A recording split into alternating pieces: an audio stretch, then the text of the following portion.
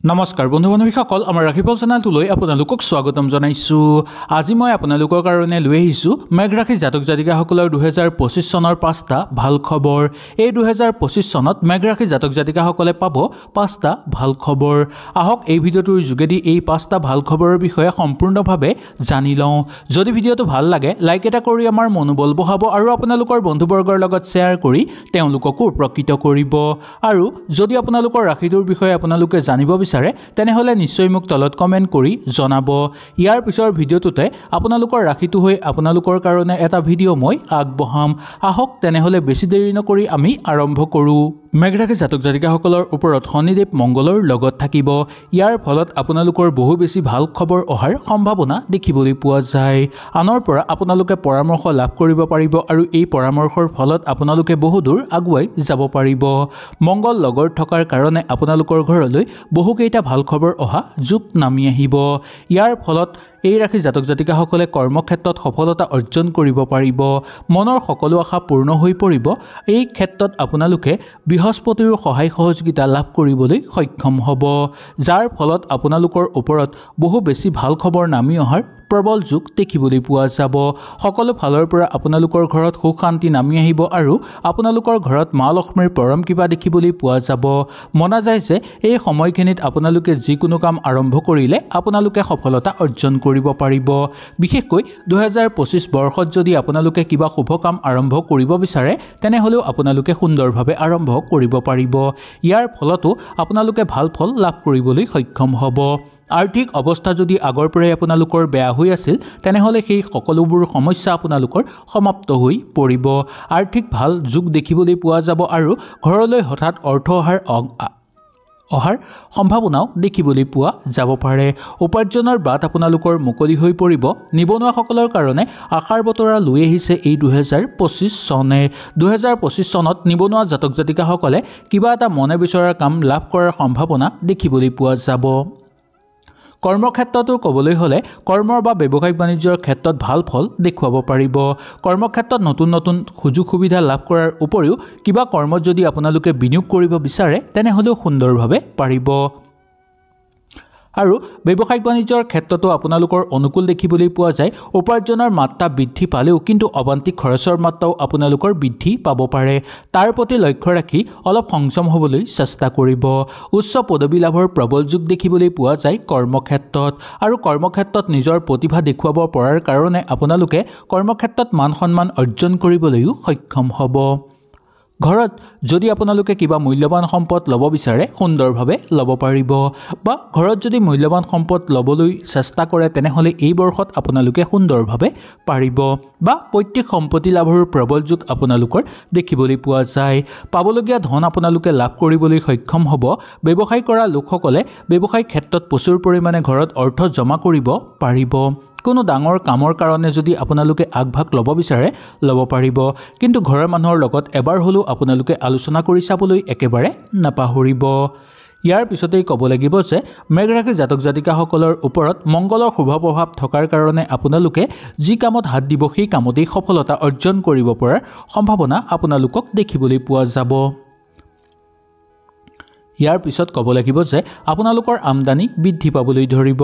ধনৰ উপাৰ্জনৰ বাট মুকলি হ'বলৈ ধৰিব। ব্যৱসায়িক বাণিজ্যৰ ক্ষেত্ৰত আপোনালোকে নতুন নতুন সুযোগ সুবিধা লাভ কৰিব পৰাৰো সম্ভাৱনা দেখিবলৈ পোৱা যায়। আত্মীয়ৰ লগত থাকোঁতে আপোনালোকে আত্মীয়ৰ পৰা সহায় সহযোগিতা লাভ কৰিব পাৰিব আৰু ঘৰৰ কৰ্মত তেওঁলোকৰ পৰা সমৰ্থন লাভ কৰাৰো সম্ভাৱনা দেখিবলৈ পোৱা যাব। পৰিয়ালৰ মাজত আপোনালোকৰ আনন্দ বৃদ্ধি পাবলৈ ধৰিব। সময়ৰ কাম আপোনালোকে সময়ত কৰাৰ কাৰণে যিকোনো ক্ষেত্ৰত আপোনালোকে সফলতা অৰ্জন কৰিব পৰাৰো প্ৰবল যোগ দেখিবলৈ পোৱা যাব পাৰে।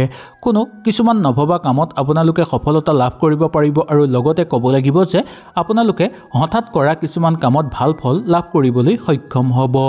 ইয়াৰ ফলত মা লক্ষ্মীৰ পৰম কৃপা আপোনালোকে লাভ কৰিবলৈ সক্ষম হোৱা দেখিবলৈ পোৱা যাব। এই বছৰটো আপোনালোকৰ সুখ শান্তিৰ মাজেৰে পাৰ হোৱা দেখিবলৈ পোৱা যাব। কৰ্মক্ষেত্ৰত আপোনালোকে নতুন নতুন কৰ্মৰ সুযোগ লাভ কৰিবলৈ সক্ষম হ'ব। এই সময়ত ভাগ্যই আপোনাক সহায় কৰিব আৰু লগতে ঘৰৰ মানুহেও আপোনাক প্ৰচুৰ পৰিমাণে সহায় কৰা দেখিবলৈ পোৱা যাব। জমা কৰিবলৈ আপোনালোকে চেষ্টা কৰিব লাগিব এই বৰ্ষত, কাৰণ কেতিয়াবা আপোনালোকৰ অবান্তিক খৰচৰ মাত্ৰা বৃদ্ধি পাব পাৰে। মনটো স্থিৰ কৰি ৰাখিবলৈ চেষ্টা কৰিব।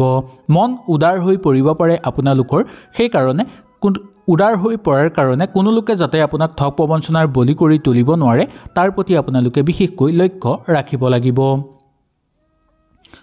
কোনো দিশৰ পৰা আপোনালোকৰ ঘৰলৈ এটা ভাল খবৰ অহাৰ সম্ভাৱনা দেখিবলৈ পোৱা যাব।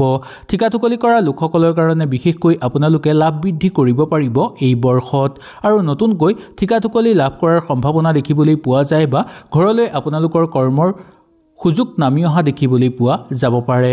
নতুন কৰ্মত যোগদান কৰিলে লাভৱান হ'ব পাৰিব আপোনালোক, আৰু ইয়াৰ ফলত আপোনালোকে প্ৰচুৰ পৰিমাণে অৰ্থও গোটাব পাৰিব।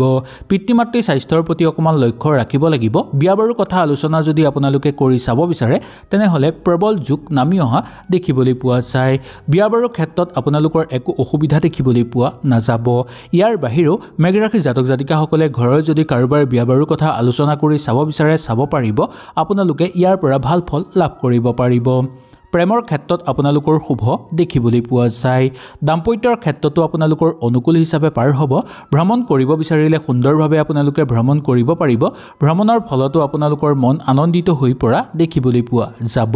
দূৰভ্ৰমণৰ কেতিয়াবা আপোনালোকৰ যোগো নামি অহা দেখিবলৈ পাব। ৰাজনৈতিক ক্ষেত্ৰৰ লগত জড়িত হৈ থকা লোকসকলৰ কাৰণে অনুকূল প্ৰভাৱ দেখিবলৈ পোৱা যায়। সঠিকভাৱে কিছুমান কাম যদি আপোনালোকে সুচাৰুভাৱে কৰে তেনেহ'লে ইয়াৰ পৰা আপোনালোকে বহু বেছি ভাল ফল অৰ্জন কৰিব পৰাৰ সম্ভাৱনা দেখিবলৈ পোৱা যাব পাৰে। নতুনকৈ ঘৰত যদি গাড়ী মটৰ ক্ৰয় কৰিব বিচাৰে তেনেহ'লেও সুন্দৰভাৱে আপোনালোকে গাড়ী মটৰ ক্ৰয় কৰিব পাৰিব, আৰু ঘৰৰ যদি পুৰণা গাড়ী বিক্ৰী কৰিবও বিচাৰে তেনেহ'লে আপোনালোকে ইয়াৰ পৰাও একো অসুবিধা নাপাব। ৰৈ থকা কাম আপোনালোকে যদি কৰিবলৈ চেষ্টা কৰে কৰিব পাৰিব। কাৰোবাৰ সহায় সহযোগিতা লাগিব তেতিয়াহে সেই কাম কৰি আপোনালোকে সম্পূৰ্ণ কৰিব পাৰিব। ঠিকাটুকলি কৰা লোকসকলৰ কাৰণে এই বছৰটো অনুকূল দেখিবলৈ পোৱা যায়। নাটকৰ লগত জড়িত লোকসকলৰ কাৰণে অনুকূল হিচাপে পাৰ হোৱা দেখিবলৈ পোৱা যাব। কাৰ্যকৰী পৰিকল্পনা আপোনালোকে সিদ্ধি কৰিব পাৰিব, আৰু সেই পৰিকল্পনা সিদ্ধি কৰাৰ ক্ষেত্ৰত কোনো লোকে আপোনালোকক প্ৰচুৰ পৰিমাণে সহায় সহযোগিতা কৰিব। আৰ্থিক ক্ষেত্ৰতেই হওক বা সামাজিক ক্ষেত্ৰতেই হওক বা কৰ্মৰ ক্ষেত্ৰতেই হওক। পৰিয়ালবৰ্গৰ মাজত আপোনালোকৰ সন্মান বৃদ্ধি পাবলৈ ধৰিব। সোনকালে আপোনালোকৰ খং উঠিব পাৰে, কিন্তু ইয়াৰ প্ৰতি আপোনালোকে লক্ষ্য ৰাখিব লাগিব। খঙক যদি নিয়ন্ত্ৰণ নকৰে তেনেহ'লে আপোনালোকৰ বহু বেছি ক্ষতি হ'ব পাৰে। সম্পত্তি ক্ষতি হ'ব পাৰে বা প্ৰচুৰ পৰিমাণে অৰ্থহানি হোৱাৰ সম্ভাৱনা দেখিবলৈ পোৱা যাব পাৰে। সেইকাৰণে মেঘ ৰাশি জাতক জাতিকাসকলে এই বছৰ বা 2025 চনটো খুব সাৱধানতা অৱলম্বন কৰিব, কাৰণ বিশেষকৈ আপোনালোকৰ খঙৰ মাত্ৰা সৰ্বাধিক হৈ থাকিব পাৰে এই বৰ্ষত। কিছুমান সমস্যাৰ কাৰণে আপোনালোকে এই বছৰ কৰিব পাৰিব এটা প্ৰতিকাৰ। আপোনালোকৰ ঘৰত যদি পূজা ঘৰ আছে তেনেহ'লে ইয়াত কৰিব পাৰিব প্ৰতিকাৰ। যদি পূজা ঘৰ নাই তেনেহ'লে তুলসীজোপাৰ গুৰিটো আপোনালোকে এই প্ৰতিকাৰ কৰিব পাৰিব। এই প্ৰতিকাৰ কৰিলে আপোনালোকৰ ঘৰত থকা সকলো বাস্তুদোষ দূৰ হৈ পৰিব।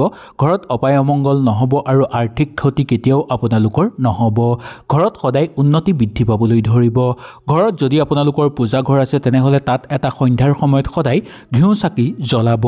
যদি পূজা ঘৰ নাই তেনেহ'লে তুলসীজোপাৰ গুৰিটো সন্ধ্যাৰ সময়ত ঘিউ চাকি জ্বলাব পাৰে, আৰু আপোনালোকে শংখটো 3 বাৰ বজাব পাৰে। ইয়াৰ ফলত আপোনালোকৰ ঘৰৰ পৰিৱেশ শক্তিশালী হৈ পৰিব। ঘৰত যদি কিবা বাস্তু দোষো আছে তেনেহ'লে সেই সকলোবোৰ দোষ সমাপ্ত হৈ পৰিব, আৰু আপোনালোকৰ ঘৰৰ পৰিৱেশ সদায় পবিত্ৰ হৈ থাকিব। এনে কৰাটো শাস্ত্ৰৰ মতেও বহু শুভ বুলি মনা গৈছে। হয়তো সুন্দৰভাৱে আপোনালোকে বুজি পালে। যদি কিবা অসুবিধা পালে নিশ্চয় মোক তলত কমেণ্ট কৰি জনাব। ইয়াৰ পিছৰ ভিডিঅ'টোতে মই আপোনালোকৰ কাৰণে লৈ আহিবলৈ চেষ্টা কৰিম। তেনেহ'লে আজিলৈ নমস্কাৰ।